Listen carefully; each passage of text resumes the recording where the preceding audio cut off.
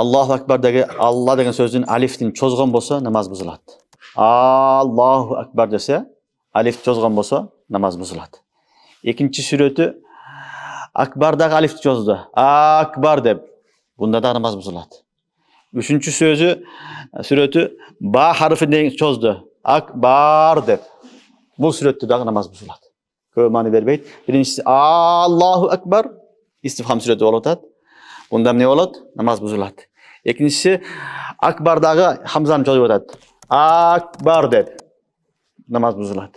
Üçüncü surati ba'dan keyin ba'ni cho'zib o'tadi. Akbar deb. Mana shu 3 suratda da namoz buziladi. O'shaning uchun takbirlar aytganda ehtiyot bo'lish kerak. Allohu akbar, Allohu akbar, Allohu akbar. Allohu akbar da bo'lib qolmash kerak. Allohu akbar da bo'lib qolmash kerak. Allohu akbar da bo'lib qolish kerak. Tushunibdimi? Alifni ham bayog'i lafz jalaladagi alifni da cho'zbash kerak. Akbarda alifni cho'zbash kerak. Yana ba'ni da cho'zbash kerak. Allohu akbar, Allohu akbar, Allohu akbar, Allohu akbar. Bo'ldi. Eğer usul sözlerdi çoğu aytgan bolsa, bu uçurda dagın adamın namazı bolbaydı, namaz buzulup kaladi.